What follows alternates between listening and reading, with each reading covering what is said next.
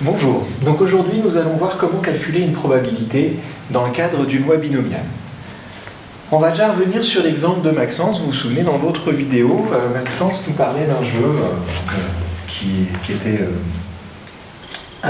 comportait des réponses à des questions à 4 réponses. Donc une seule bonne réponse pour chaque question. Donc pour une question particulière, on a une chance sur 4 de gagner et 3 chances sur 4 de perdre. Et on répète 10 questions comme ça dans le jeu. Donc on a 10 fois ces possibilités de gagner ou de perdre qui gardent la même probabilité.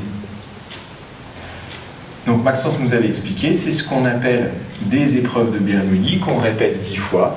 Donc on est dans le cadre d'une loi binomiale dès qu'on veut compter le nombre de fois où on a gagné. Donc bien sûr, pour faire l'arbre, il faudrait que je fasse ça 10 fois. Donc je vais m'arrêter là, mais je vais pouvoir réfléchir sur le début de cet arbre pour pouvoir voir les formules.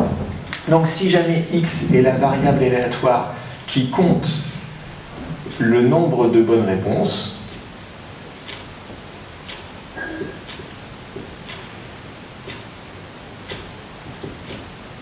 alors cette variable aléatoire suit une loi binomiale. Donc Maxence a expliqué, il faut qu'on répète un certain nombre de fois, donc ici 10 fois, une expérience aléatoire de manière indépendante, qui n'a que 2 issues, donc gagner ou perdre, et dont la probabilité de réussite est 0,25 ici, ou un quart. Voilà, donc elle suit la loi binomiale de paramètres 10 et un quart. Donc nous, ce qui nous intéresse, c'est savoir d'avance combien il peut y avoir de bonnes réponses. Quelle est la probabilité, par exemple, d'avoir exactement 2 bonnes réponses. Bon, ben, si je veux 2 bonnes réponses, je peux par exemple supposer que je prenne les 2 premières. Donc pour avoir bon à la première question, j'ai une chance sur 4. Et pour avoir encore bon à la deuxième question, j'ai encore une chance sur 4. Comme vous savez, sur des branches comme ça, quand je veux une intersection, je fais le produit, donc 1 quart fois 1 quart puissance 2. Et puis ensuite, comme je veux exactement 2 bonnes réponses, les autres doivent être des mauvaises réponses. Avoir une mauvaise réponse, j'ai 3 chances sur 4. Et ça doit arriver 8 fois, puisqu'au total, j'ai 10 questions. Donc si j'en ai 2 bonnes, je dois en avoir 8 fautes. 8 fausses. Le problème, c'est que j'ai supposé que c'était les 2 premières auxquelles j'avais bon. Je peux très bien avoir bon à la première et à la 5e, à la 7e et à la 12e, etc. Donc je vois que j'ai beaucoup plus de possibilités que ça. C'est le nombre de branches qui comporte 2 gagnés et 8 perdus. Ben, le nombre de branches qui comporte 2 gagnés et 8 perdus, il se note comme ça, et il se dit 2 parmi 10. Voilà. C'est ce qu'on appelle un coefficient binomial, dont on expliquera un petit peu les détails dans une autre vidéo. Donc ce nombre se trouve à la calculatrice, on le multiplie par 1 quart puissance 2 et par 3 quarts puissance 8. Voilà.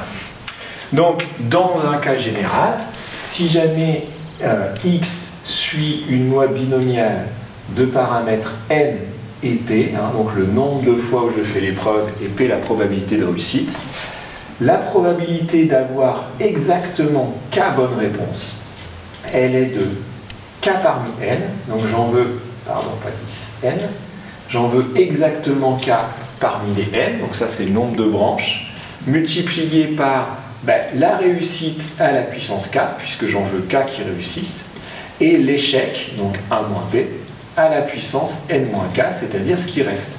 Tout à l'heure, dans l'exemple, j'en voulais exactement 2 sur 10, donc il m'en restait 8. Simple soustraction.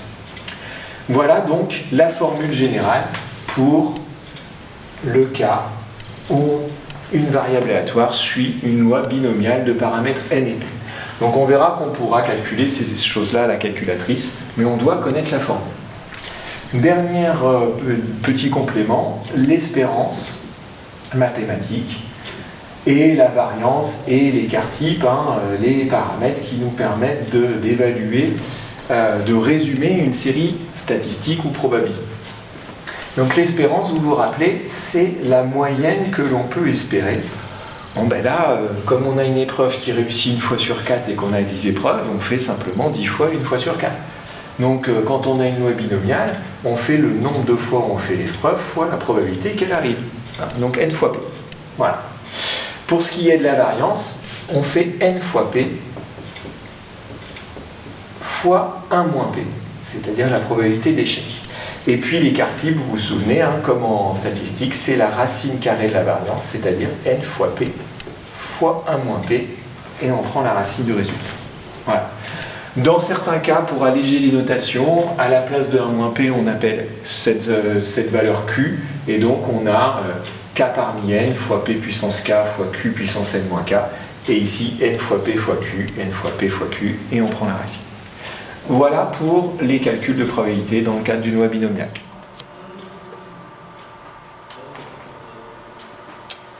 Donc vous avez ici la représentation graphique de l'exemple que nous avons vu ensemble, donc avec une probabilité de réussite de 0,25, un nombre de lancers de 10, et donc on voit la représentation graphique de la loi binomiale, donc où on remarque cette forme un petit peu en cloche, comme ça, qu'on reverra en probabilité plus tard dans d'autres lois. Donc on voit par exemple sur GeoGebra que si jamais on veut changer la probabilité de réussite, on voit modifier le graphique, et je peux aussi évidemment changer mon nombre de lancers. Donc évidemment, je vois se déplacer les possibilités. Voilà. C'est tout sur cette loi binomiale.